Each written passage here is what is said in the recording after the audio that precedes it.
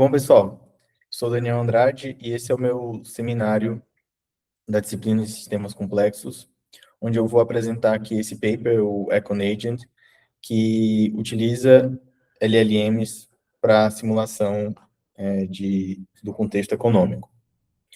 Bom, um pequeno roteiro dessa apresentação. Então, primeiro a gente vai começar falando um pouco sobre as LLMs, o que são, introduzir o EconAgent, falar da arquitetura, quais são os agentes que estão dentro dessa simulação, quais as interações entre eles, alguns fatos estilizados que os autores utilizaram, de certa forma, para validar esse modelo e também possíveis próximos passos de pesquisa em cima desse trabalho.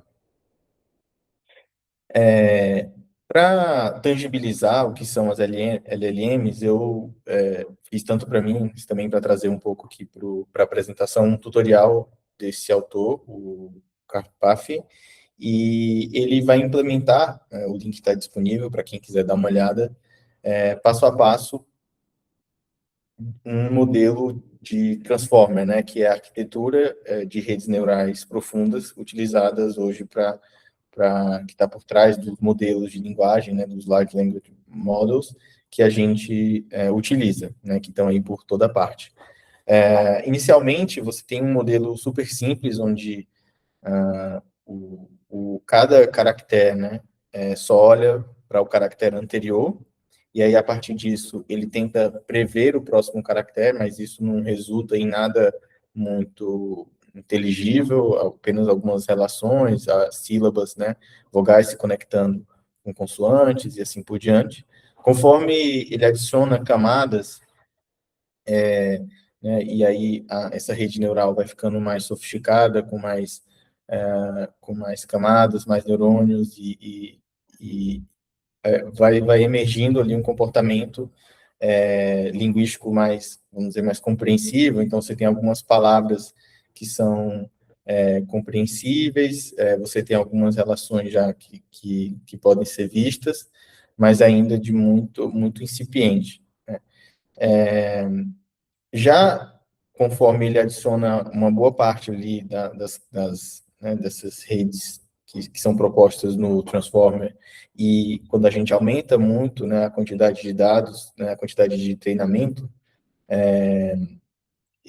a gente já consegue ali ver um comportamento emergente bastante interessante, né? Então, palavras sendo formadas, você tem nomes próprios, você tem algum tipo de sintaxe já emergindo. Claro que isso é bem incipiente, esse é um modelo que a gente utiliza no nível do caractere. Então, a sequência ela é montada a partir da previsão do próximo caractere, que é mais simples do que o que é utilizado nos modelos em produção, mas já dá para ter uma noção dessas capacidades, né, dos modelos de linguagem atuais.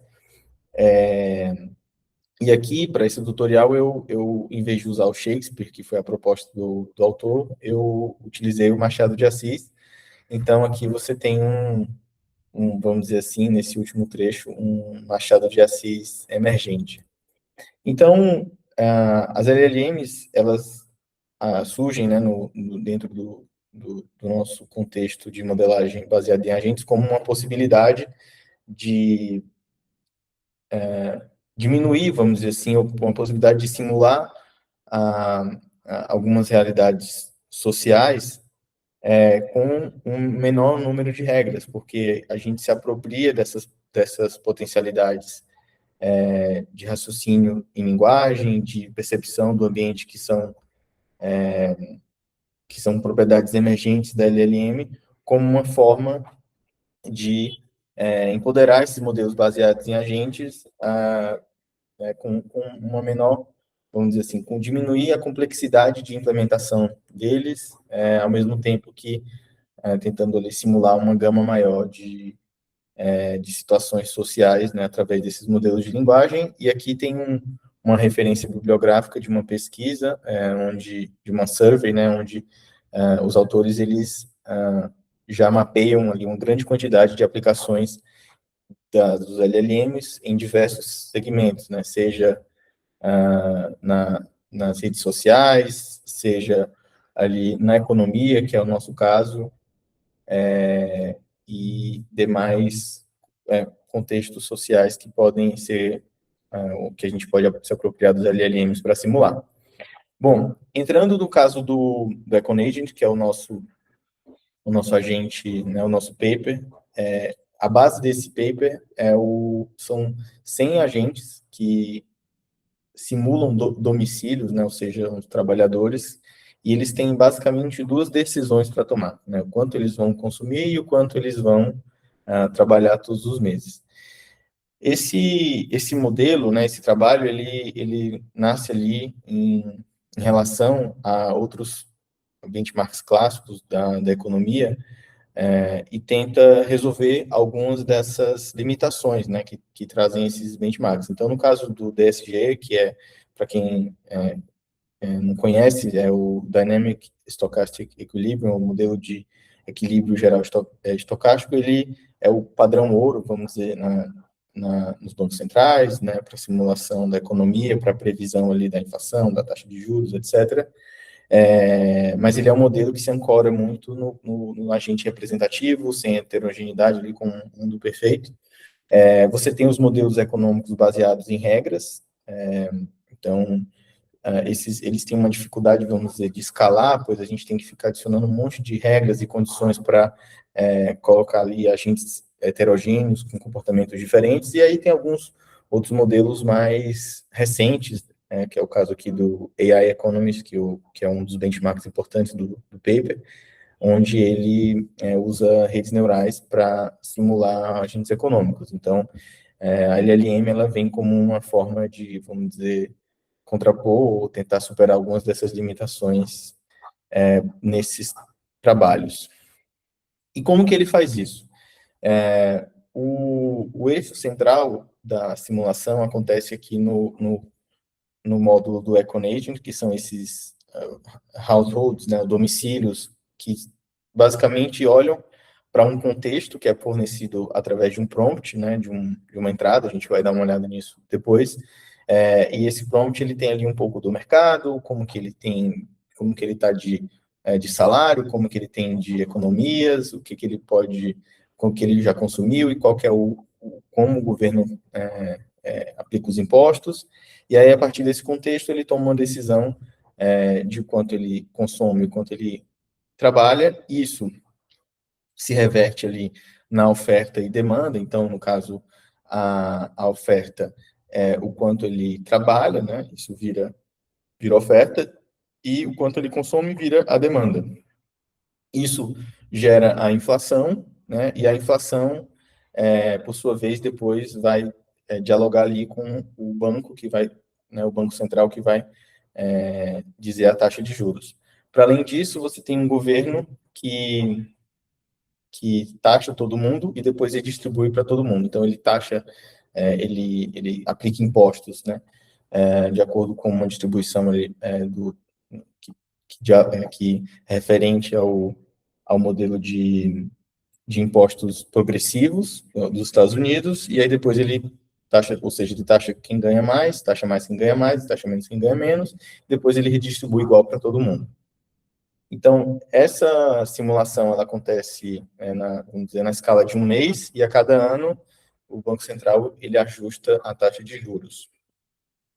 No final do dia, o que eles estão tentando reproduzir aqui, né, de maneira, claro, simplificada, nesse artigo, é o fluxo de renda que a gente tem nas economias, né? Então, as famílias que consomem trabalho, isso vai lá para as empresas, né, que absorvem esse consumo, absorvem o trabalho, né, e injetam isso, vamos dizer assim, na produção para que depois vai ser consumido, e o governo, o setor financeiro, que também tem um papel importante. Agora, claro, ele não está aqui simulando, por exemplo, o comportamento das empresas, né? Isso é uma das limitações do paper. O governo, ele não consome, né? E ele não produz, né? Ele simplesmente ele está ali simplesmente coletando dinheiro e devolvendo dinheiro, né? Então, tem uma série de simplificações que é colocadas dentro do paper, mas, no fim, ele tenta cumprir um pouco desse ciclo macroeconômico. Então, sintetizando, a gente tem esses 100 agentes, né, esses 100 domicílios que consomem e trabalham, a gente tem o governo que coleta impostos e redistribui, o mercado que, a partir do quanto se consome e o quanto se produz, define uma inflação, e o Banco Central que ajusta a taxa de juros. Aqui é um pouco do prompt, né? Que cada agente desses, durante o mês, a gente vai lá, né? No final do dia, o que está acontecendo? A gente está dando um prompt, ou seja, uma entrada em linguagem, que é essa daqui, e essa LLM, né, ou seja, esse modelo de linguagem, está devolvendo para a gente uma decisão que está resumida aqui no quanto ele está disposto a trabalhar e o quanto ele está disposto a consumir de 0 a 1, né? E é isso que essa saída de 0 a 1 que o modelo de linguagem dá para a gente, que a gente depois retroalimenta, né, que o modelo retroalimenta ali para aqueles atores de mercado, né, atualizarem o estado de acordo com as regras que foram definidas.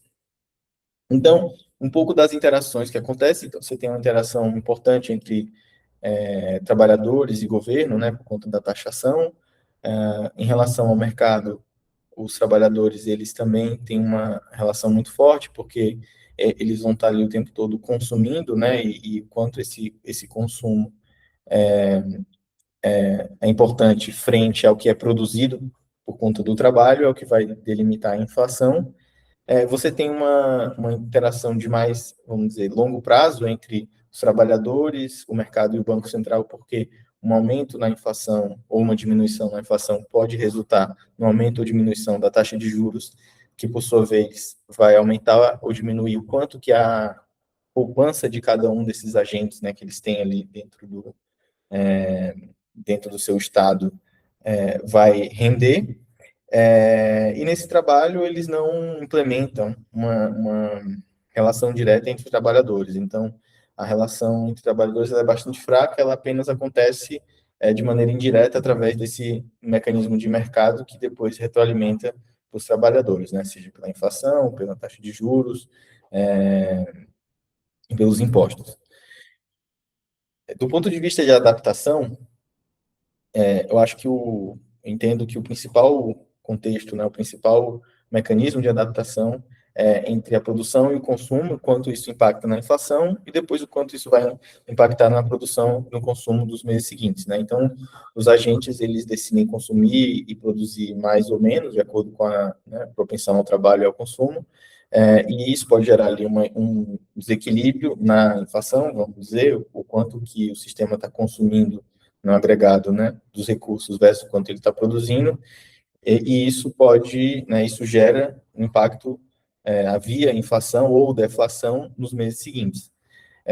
Para além disso, o sistema ele implementa um conjunto de essas decisões e esses prompts, eles são encadeados ali numa memória, onde nos meses seguintes os agentes eles têm acesso às decisões que eles tomaram nos últimos 7 meses, por exemplo, né? Isso é um parâmetro da simulação.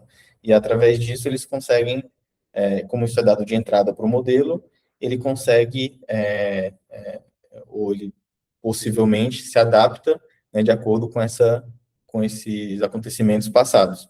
Para além disso, os autores implementaram um módulo de reflexão, que é a cada 3 meses, por exemplo, os agentes eles são colocados para um novo prompt, que provoca ele a refletir ali em linguagem mesmo, né? Ou seja, no caso aqui em inglês, né? Como que está sendo a economia para eles e como que tem sido as decisões que eles tomaram. E esse módulo de reflexão também é alimentado ali na memória e serve como entrada para os ciclos futuros. Então, os autores, em busca de validar os resultados da simulação, eles reproduziram aqui alguns fatos estilizados clássicos da economia, que é a lei de Phillips, a curva de Phillips e a lei de Okun, onde na curva de Phillips existe uma correlação negativa entre o desemprego e a inflação. né?